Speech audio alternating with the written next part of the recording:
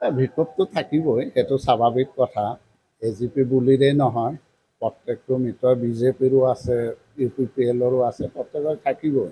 কিন্তু ইতিমধ্যে যিখিনি মানুহৰ অসন্তুষ্টি সুখ, সেইখিনি কথা জানিবৰ কাৰণে বা সেইখিনি কথা মত বিনিময় কৰাৰ কাৰণে ইতিমধ্যে আমাৰ মাননীয় সভাপতি আৰু কাৰ্যকৰী সভাপতিয়ে ইতিমধ্যে বিভিন্ন ঠাইলৈকে গৈছে, বিভিন্ন আমাৰ কৰ্মীৰ লগত মত বিনিময় কৰিছে।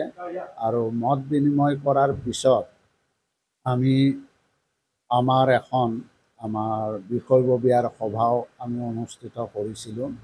আৰু আমি তাতে বিতংভাৱেও বহুখিনি কথা আলোচনা কৰিছোঁ।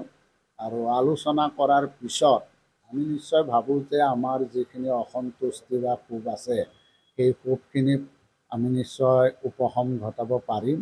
আৰু লগতে আমি ইতিমধ্যে আমাৰ মাননীয় মুখ্যমন্ত্ৰী বা বিজেপিৰ নেতৃত্বৰ লগতো আমি বিভিন্ন সম্পৰ্কত আমাৰ কৰ্মীৰ ক্ষোভ সম্পৰ্কত কিছু আলোচনা কৰাৰ কাৰণেও আমি চিন্তা চৰ্চা কৰিছোঁ। ইতিমধ্যে আমাৰ মাননীয় সভাপতি আৰু কাৰ্যকৰী সভাপতিক এই ক্ষেত্ৰত আমাৰ বিজেপিৰ নেতৃত্বৰ লগত আলোচনা কৰাৰ উদ্দেশ্যেৰে এটা সভা অনুষ্ঠিত কৰাৰ কাৰণে ইতিমধ্যে আমি সেই বিষয়ববীয়া সভাত আমি সিদ্ধান্ত লৈছোঁ।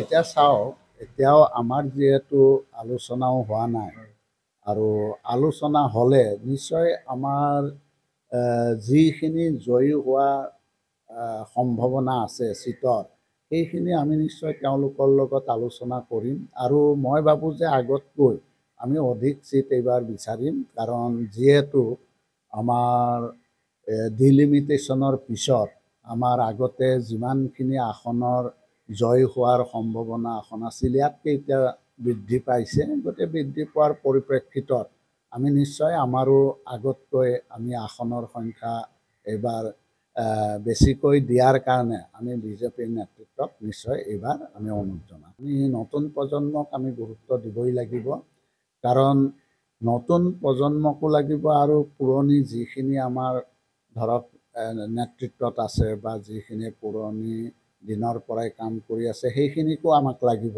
আমি কাকো এৰিব নোৱাৰোঁ।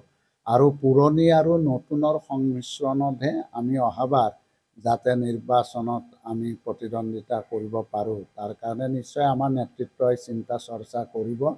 কাৰণ পুৰণিৰ যিখিনি আছে সেইখিনিৰ অভিজ্ঞতা লাগিব, আৰু নতুনৰ যিখিনি শক্তি বা নতুনৰ যিখিনি সাহস, এই শক্তি সাহস আৰু অভিজ্ঞতা লগত লৈহে আমি অনাগত দিনত আগবাঢ়ি যাম। অৱশ্যে নোহোৱা নহয়, আমি বিভিন্ন যিবিলাক অনুষ্ঠান হৈছিল আমি তেওঁলোকক আমন্ত্ৰণ কৰিছিলোঁ। আমি গোলাঘাটত প্ৰতিষ্ঠা দিৱসতো আমি বৃন্দাবন গোস্বামী ডাঙৰীয়া, প্ৰয়াত থানেশ্বৰ বড়ো ডাঙৰীয়া আৰু মাননীয় প্ৰতিষ্ঠাপক সভাপতি মহন্ত ডাঙৰীয়াকো মাতিছিলোঁ। গতিকে আমি তেওঁলোকক এৰি দিয়া নাই, কিন্তু কিছু শাৰীৰিকভাৱে তেওঁলোক দুয়োগৰাকী অসুস্থ হৈ থকাৰ কাৰণে, আৰু বিশেষকৈ আমাৰ প্ৰয়াত থানেশ্বৰ বড়ো ডাঙৰীয়া ইতিমধ্যেতো তেওঁ স্বৰ্গগামী হৈছে। গতিকে আমি তেখেতসকলক যিখিনি সন্মান বা যিখিনি তেওঁলোকে আমাৰ দলটোৰ কাৰণে বিগত দিনত যিখিনি অৰিহণা যোগাই আহিছে, আমি কেতিয়াও সেইখিনি পাহৰিব নোৱাৰোঁ। তেওঁলোক দুয়োজনেই আমাৰ নমস্য ব্যক্তি। গতিকে তেওঁলোকক আমি পাহৰাৰ প্ৰশ্ন নাই, কিন্তু শাৰীৰিকভাৱে কিছু অসুস্থ হোৱাৰ কাৰণে আমি অকণমান হয়তো তেওঁলোক এটা দূৰত্বত বা আমি এটা দূৰত্বত থাকিবলগীয়া হৈছে। কিন্তু তেওঁলোকৰ পৰা আমি সদায় তেওঁলোকৰ যিখিনি অভিজ্ঞতা, তেওঁলোকৰ যিখিনি পৰামৰ্শ আমি সদায় বিচাৰোঁ। চাওক, সেইখিনিতো এতিয়া সকলোৱেই ক'ব, য'ত আমাৰ এজিপি আছে এজিপিক লাগিবই, য'ত বিজেপি আছে চিটিং MLA সেইখিনিতো বিজেপিক লাগিব বুলি ক'ব, এইটো স্বাভাৱিক কথা। কিন্তু সময়ত এইটো সিদ্ধান্ত হ'ব। সময়ত আমাৰ যিহেতু নেতৃত্বৰ লগত আমাৰ যিহেতু আলোচনা হ'ব আসনৰ ভাগ বতৰা লৈ, গতিকে সেইটো মই নাভাবোঁ যে সেইটো এটা আমাৰ কাৰণে ডাঙৰ এটা প্ৰশ্ন হৈ আছে বুলি, বা এটা ডাঙৰ যে কিবা সমস্যা হৈ আছে আমি ভাবা নাই। আপুনি বিচৰা বাতৰি পাব কেৱল নিউজ 18 এপত। নিউজ 18 এপ ডাউনলোড কৰিবলৈ স্কেন কৰক এই QR কোড। গুগল প্লে ষ্টৰতো পাব এই নিউজ 18 এপ।